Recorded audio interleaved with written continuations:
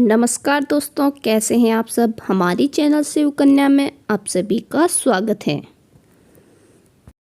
नाम मर्द बेटे के लिए अनाथ आश्रम से बहू लाई।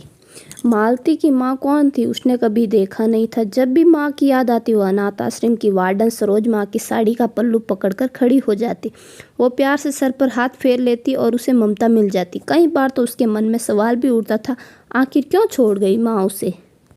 अपने जैसी दूसरी लड़कियों को देख धीरे धीरे जीवन में समझौता करना सीख गई। अनाथ आश्रम में धीरे धीरे कब बड़ी हो गई। स्कूल पढ़ाई के बाद आश्रम में चलने वाली कुकिंग क्लास ज्वाइन कर ली। उसे रसोई बनाने में खासी रुचि थी। वार्डन ने आश्रम के पास ही रहते वृद्ध दंपति के घर खाना पकाने का काम दिलवा दिया। वह स्वादिष्ट खाना बनाना जानती थी। अपनी पाक कला से उसने जल्द ही वृद्ध दंपति का दिल जीत लिया था। महीने की पगार मिलते ही वह सबसे पहले मंदिर गई, प्रसाद चढ़ाया, फिर अनाथ आश्रम के बच्चों को मिठाई खरीदी। सरोज मासी के लिए डायरी तथा अपने बढ़िया ड्रेस खरीदी। मालती से वार्डन का विशेष लगाव था। मालती अनुशासित और होशियार थी, हर काम से बढ़िया करती थी। नैन नक्श सुंदर थे, किंतु कद छोटा और रंग सांवला था। शायद इसलिए उसे किसी ने गोद नहीं लिया। इस कारण भी वार्डन भी उसे सहानुभूति रखती थी। सरोज अनाथ आश्रम की शैक्षिक साथ थी। सरल स्वभाव, ममता माई, सभी लड़कियों को बड़ा स्नेह करती थी। छोटी बच्चियों को कहानी सुनाती थी। कोई बीमार हो जाए तो तुरंत सेवा देती। सबको समय पर अच्छा भोजन मिले, इसका भी ध्यान रखती थी। महीने में एक बार पिकनिक पर ले जाती, वे कविताएं लिखाती और एक बार अनाथ आश्रम में कवि सम्मेलन रखा और आश्रम के लिए अच्छा खासा फंड इकट्ठा हुआ। सरोज कॉलेज के पढ़ाई के बाद अब यहाँ नौकरी करने चली आई। अनाथ आश्रम के बच्चों में इतनी ममता हो गई कि विवाह ही नहीं किया। सरोज की कॉलेज सहेलिया कमला भी उसे शहर में रहती थी। अक्सर सरोज से मिलने आया करती थी। बच्चों के लिए फल व मिठाई लाया करती थी। कमला के पति का देहांत हो गया था। वो अपने 2 बेटों बहुओं के साथ रह रही थी। कमला जब भी मिलने आती दोनों घंटों इधर उधर की बातें करती। एक दिन कमला ने सरोज से दिल की बात करते हुए कहा कि अनाथ लड़की मालती को अपनी बहू बनाना चाहती हैं। आश्रम में मालती नाम की लड़की है। हाँ, लेकिन क्यों पूछ रही हो। वो जिस घर का खाना बनाती हो मेरे परिवार मेरे ननियाल से ही है। मेरे उनके यहाँ आना जाना है। उन्हें मालती के बारे में बताया तो हाथ आगे बढ़ते हुए कमला बोली, मैं मालती को अपनी बहू बनाना चाहती हूँ। ये तो बहुत ही बड़ी खुशी की बात है। मालती को अच्छा घर मिल जाएगा, लेकिन उसकी इच्छा जाननी होगी हमें पहले। ऐसा करो, तुम कल बेटे को लेकर आ जाओ, मैं मालती को बुला लूँगी। सरोज ने कहा, हाँ ठीक है, ये रहेगा। कमला मन ही मन खुश होती हुई चली गई। अगली सुबह सरोज से मालती के कहा भेजा कि कल घर पर मेहमान आ रहे हैं, मदद के लिए आ जाए। मालती नियत समय पर सरोज को क्वार्टर पर पहुंच गई। कमला अपने बेटे संग आई। मालती चाय नाश्ता ले आई। सरोज ने भी उसे चाय पीने बिठा लिया। कमला से पहचान करवाई और औपचारिकता बातें हुई। मेहमानों के चले जाने के बाद सरोज ने मालती को कमला का बहू वाला प्रस्ताव सुनाते हुए कहा, देखो मालती, फैसला तुम्हें करना है। तुम्हारी मर्जी हो तो आगे मैं बात आगे करूं। आप मेरी माँ समान है, जैसा आप उचित समझे। आपका फैसला मुझे मंजूर है। मुझे तो घर और वर, तुम्हारी जिंदगी संवर जाएगी। अच्छा लगा। कमला दिल की अच्छी थी। 2 बेटे हैं। बड़े बेटे की शादी हो गई। घर में दोनों भाइयों अलग अलग हिस्से हैं। दोनों अपनी मिठाई की दुकान है। लड़का दुनिया को देखते हुए थोड़ा शरीफ लगा। अपने समाज में उस लड़की को मिल जाए। लेकिन कमला किसी अनाथ लड़की का जीवन संवारना चाहती है। मालती पूरी रात सोचती रही। अपना घर होगा, अपनों का साथ होगा, और उसे और क्या चाहिए। उसने हाँ कर दी। सरोज मासी पर उसे भरोसा था। फिर क्या, मालती और दिनेश कोर्ट मैरिज संपन्न हो गई। शादी की पहली रात मालती को सास कमला और उसके कमरे में आई और उसके सिर पर प्यार से हाथ फेर बोल, बेटी, दिनेश भोले जैसा है, बड़ा नहीं हो पाया। मैं कितना दिनों में मेहमान हूँ पता नहीं। मुझे भरोसा है कि तुम मुझे संभाल पाओगी। आज से तुम मेरी बेटी हो। यह कर कमला ने मालती को गले लगा लिया। प्यार पाकर मालती रोने लगी। दिनेश भी आ गया। मालती को रोता देख बोला, माँ ये क्या रो रही है।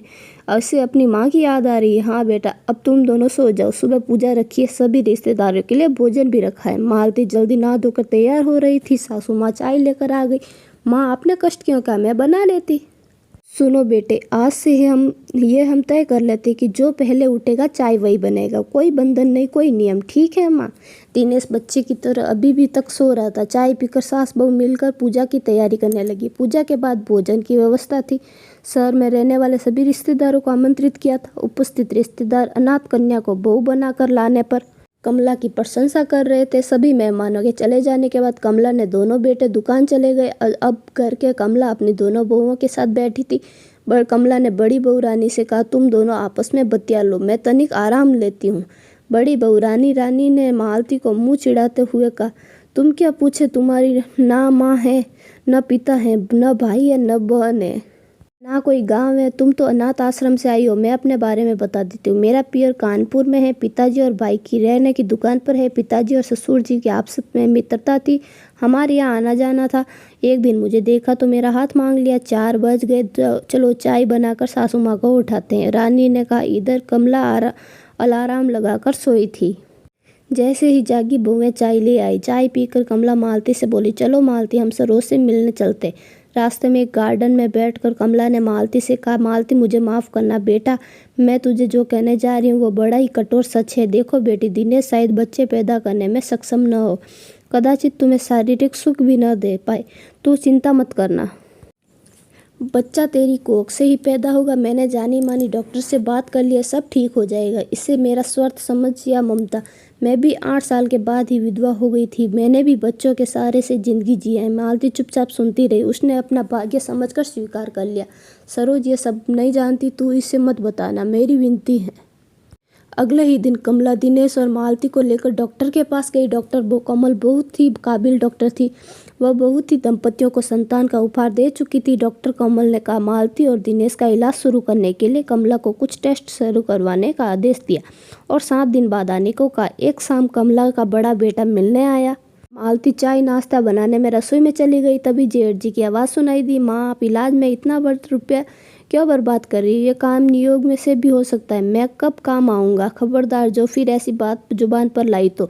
अरे मालती तेरा छोटा भाई की पत्नी है, खबरदार जो उसकी शान के खिलाफ एक शब्द भी बोला तो मुझसे बुरा कोई न होगा। मैं दिनेश और मालती को खुशियाँ देना चाहती हूँ और जो जीते जी मारना नहीं चाहती। मालती को बेटी बनाकर लाई हूँ, मेरे जीते जी उसका मान मर्यादा पर कोई भी आँच नहीं आ सकती। मालती की आंखें भर आई। सासू माँ ने दिल में मान और भी बढ़ गया। कमला ने तय कर लिया कि वह मालती और दिनेश के जीवन में खुशियाँ लाकर ही रहेगी। इलाज के साथ साथ प्रार्थना, दान, उपवास सब करने लगी। ईश्वर ने कमला की सुन ली। साल भर में इलाज के बाद मालती गर्भवती हो गई। वह दिनेश को लेकर अनाथ आश्रम, वृद्धाश्रम, गौशाला सब जगह दान पुण्य के लिए जाने लगी। लेकिन एक दिन सड़क दुर्घटना में माँ बेटे चल बसे। मालती का कहर टूट पड़ा, उसका सारा छिन गया। एक बार की तो उसने मौत में गले लगाना चाहा, किंतु दूसरे ही पल सासू माँ का चेहरा सामने आ गया। उसने निश्चय किया कि वह किसी भी कीमत पर इस बच्चे को जन्म देगी। कमला के बड़े बेटे और बहू ने घर हत्या लिया, उसके घर में घुस गए और घर का काम उसे छोड़ दिया। उस पर हुक्म चलाने लगे। मालती ने सरोज माँ को सारे कष्ट सुनाए। उन्हें मालती को डॉक्टर भूमिका के पास भेज दिया। मालती नर्सिंग की पढ़ाई हुई और भूमिका का टिफिन बनाने का काम करने लगी। कुछ दिनों बाद मालती ने एक सुंदर शिशु को जन्म दिया। शिशु शक्ल सूरत में दिनेश पर जैसा था। बच्चे को देखने में उससे सासू माँ की याद आती थी। काश वो इसे गोद में खिला पाती, काश दिनेश अपने छोटे दिनेश को देख पाते।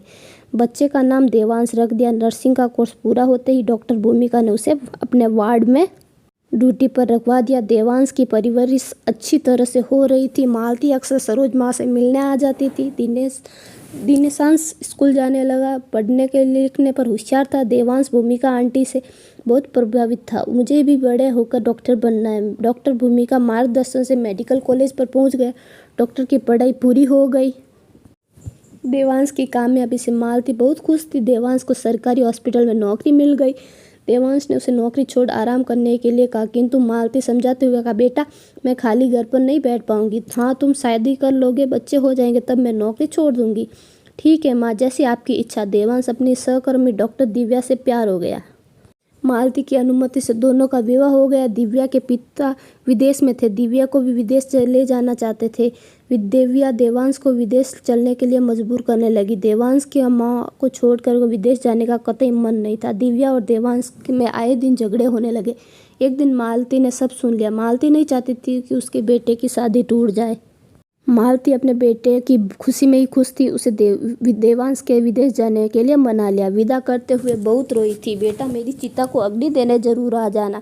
कैसी बातें करती हो माँ, आप जल्दी साथ ले जाऊंगा। देवांश साल में 1-2 बार माँ से मिलने अवश्य ही आ जाता था, लेकिन माँ को ले जाने का मन न बना सका, क्योंकि पत्नी ने कभी नहीं कहा कि माँ जी को ले आओ। ससुर के घर में रह रहा था। मालती भी जाना नहीं चाहती थी। बेटे की जुदाई में मन अशांत रहने लगा। जहाँ से जिंदगी सफ़र हुआ था, मालती फिर वही पहुँच गई, वृद्धाश्रम। मालती ने नर्स का काम छोड़कर अपनी सारी जमा पूंजी अनाथ आश्रम को दान कर दिया और अनाथ आश्रम में बच्चों की सेवा करने लगी। जिंदगी के इस मोड़ पर पहुंचने के बाद मालती की आंखों में आंसू बहने के सिवाय कुछ नहीं था। बचपन में माँ बाप छोड़ गए, किसी तरह शादी हुई, परिवार मिला तो जवानी में पति छोड़ गया और जब बेटा होगा शादी हुई तो बेटा भी छोड़ गया। तो दोस्तों, आज की हमारी कहानी आपको पसंद आई हो तो हमारे वीडियो को लाइक ज़रूर करें। साथ ही साथ आपको इस कहानी के बारे में कुछ कहना है तो कमेंट बॉक्स में ज़रूर लिखें और हमारे चैनल को सब्सक्राइब करना ना भूलें। धन्यवाद दोस्तों।